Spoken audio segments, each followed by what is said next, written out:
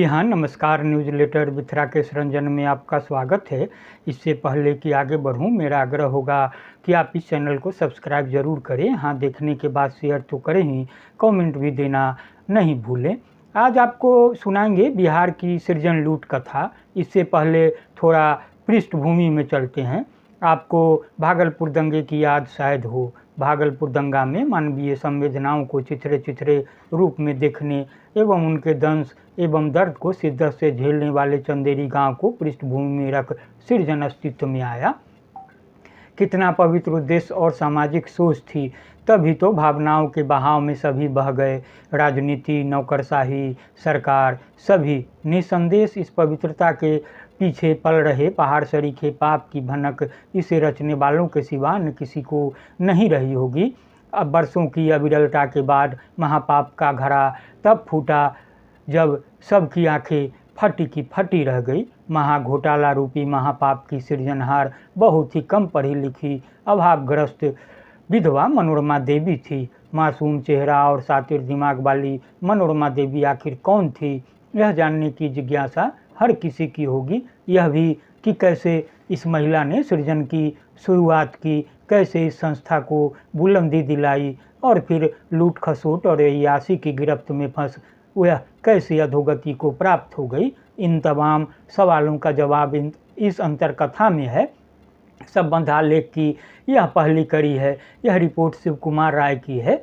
इसे तापमानलाइव.com से साभार लिया गया है। समकालीन तापमान बिहार से प्रकाशित प्रतिष्ठित मासिक पत्रिका है। इसने लंबे प्रकाशन का रिकॉर्ड बनाया है। इसके संपादक हैं अविनाश चंद्र मिश्रा।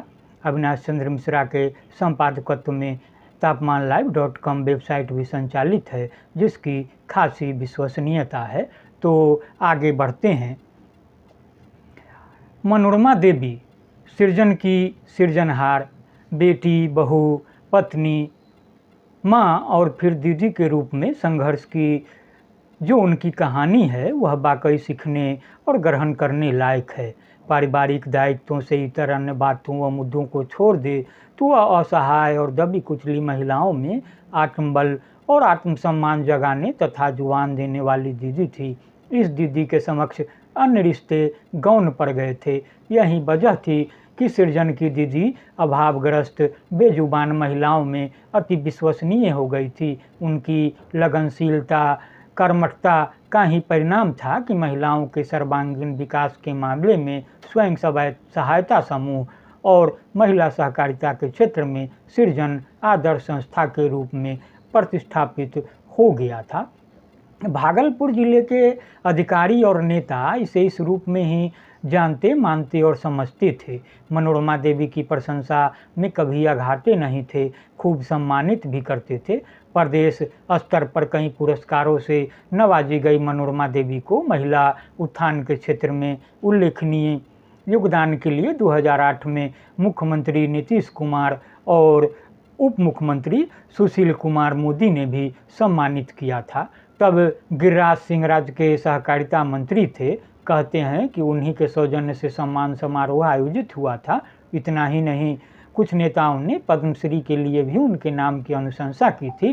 पर मनोरमा देवी के इस चमकदार आभा मंडल के पीछे पहाड़ सरीखा बड़ा पाप पल रहा था। इस पाप का आभास किसी को नहीं था। अमानत में खयानत की तरह सरकारी धन की लूट का लंबा शर्मनाक खेल हो रहा था। कुकर्मों का घड़ा फूटा तो मनोरमा देवी का विकृत चेहरा सामने आ गया। शुरुआती संघर्ष की उनकी प्रेरणादायक कहानी सातिर खोपड़ी की काली करतूत में बदल गई। शुक्र है कि अपनी इस फजीहत को देखने के लिए वह धरती पर नहीं रही। अब यह जानते हैं कि मनोरमा देवी कौन थी। वह मिथिलांचल के मधुबनी जिले के दीप गांव की रहने वाली थी। पिता सदानंद दास पंडौल सूत मिल में कार्यरत थे। होम्योपैथी के चिकित्सक भी थे। आसपास के गांवों में अच्छी जान पहचान थी। उनकी बड़ी संतान मनोरमा देवी की शादी 1963 में रांची स्थित लाह अनुसंधान संस्थान के प्रधान वैज्ञानिक डॉक्टर अवधेश कुमार से हुई। लाल साहब के पुत्र डॉक्टर अवधेश कुमार भागलपुर जिले के गोपालपुर नवगछिया थाना के गोसाई गांव के रहने वाले थे। कृषि विभाग के तहत संचालित लाह अनुसंधान संस्थान का नाम अब Indian institute of natural resins and gums हो गया है। लाल साहब कृषि महाविद्यालय सबौर में प्राध्यापक थे। डॉक्टर अवधेश कुमार को लाह अनुसंधान संस्थान में नौकरी शादी के बाद मिली थी। मनोरमा देवी रांची में उनके साथ रहती थी। उन्हें 3 पुत्रियां और 3 पुत्र थे।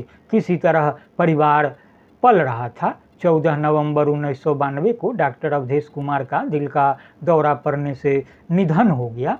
कम पढ़ी लिखी विधवा मनोरमा देवी के लिए बच्चों का परवरिश काफ़ी कठिन था। इसके बावजूद 1993 तक वह रांची में रही। फिर मुसीबतों से उबरने के लिए ससुराल को कर्मस्थली बना लिया।